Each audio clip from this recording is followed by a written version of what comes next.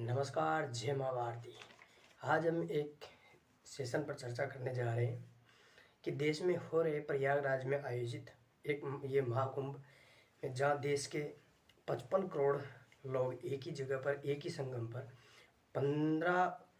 डेढ़ महीने के अंतराल में पावन डुबकी लगा चुके हैं। हाल में जो लोग महाकुंभ के विरोध में बयानबाजी कर रहे थे, उन्हें एनजीटी यानी कि पर्यावरण का कोर्ट ने तकनीकी आधार दे दिया है। एनजीटी नेशनल ग्रीन ट्रिब्यूटरी है।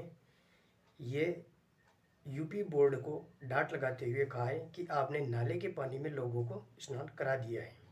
यूपी पोल्यूशन बोर्ड ने कहा है कि महाकुंभ में जो पानी है उसकी क्वालिटी एक नियत पैरामीटर से कम बताई है।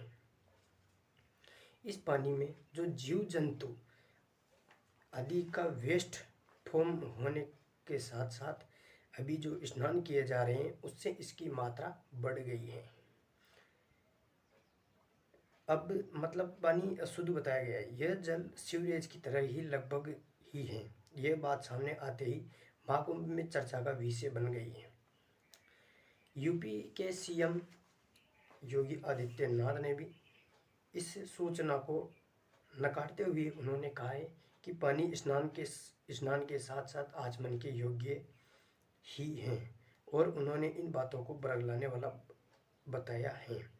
उन्होंने कहा है कि आंकड़े जिनके 56 करोड़ लोग डुबकी लगा चुके हैं, जहां पर देश के प्रधानमंत्री, राष्ट्रपति, अन्य नेता पावन स्नान कर चुके हैं, इस पर्व में शामिल हो चुके हैं। लगातार वहाँ लोगों का जाना, स्नान करके कुशलतापूर्वक लौटकर वापस घर को पहुंचना यूपी सरकार के लिए एक सराहनीय प्रबंधन का कार्य है। इतनी बड़ी आबादी को एक संगम पर स्नान कराकर व्यवस्था का न्यू नमूना पेश किया है।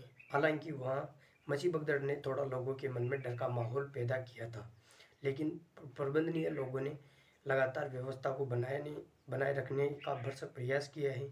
लेकिन एनजीटी ने यूपी पोल्यूशन बोर्ड को फटकार लगाई है। NGT national green tributary court ने इसमें बैठने वाले 15 से 20 साल के अनुभवी लोग होते हैं।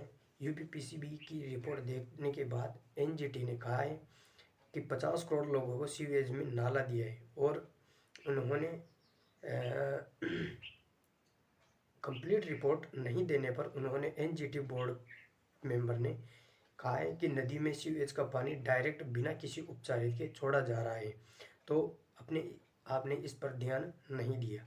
एनजीटी ने 4 जुलाई 2024 को भी चेता दिया था। फिर हरिद्वार के पास पानी अस्वच्छ पाए जाने के कारण 26 दिसंबर 2024 को भी एनजीटी ने यूपी पोल्यूशन बोर्ड को चेता दिया था।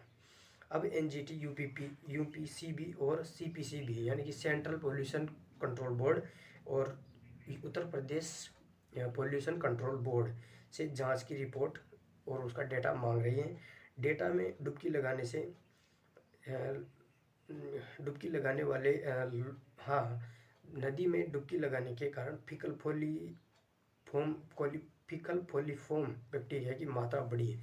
इसकी ज़्यादा मात्रा से स्वास्थ्य जोखिम पैदा हो सकता है, संक्रमणीय डिजीज हो सकती है। फीकल कोलिफॉर्म की मात्रा अलग अलग स्थानों पर अलग अलग होती है।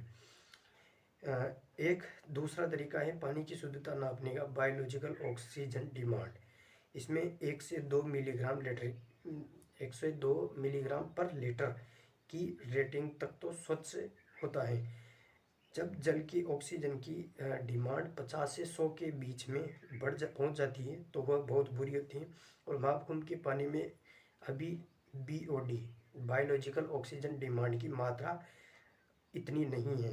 इसलिए सीएम साहब ने भी पानी को स्वच्छ व आचमन के योग्य बताया है, क्योंकि नदी का पानी अभी 3 से नीचे ही BOD है। इसलिए योगी आदित्यनाथ ने भी जल को नहाने और आचमन करने के योग्य शुद्ध बताया है। आपकी राय कमेंट बॉक्स में दीजिए, और वीडियो अच्छा लगा हो तो लाइक कीजिए, अपने दोस्तों के साथ शेयर कीजिए। मिलते हैं नेक्स्ट टॉपिक में, जब तक के लिए जय हिंद।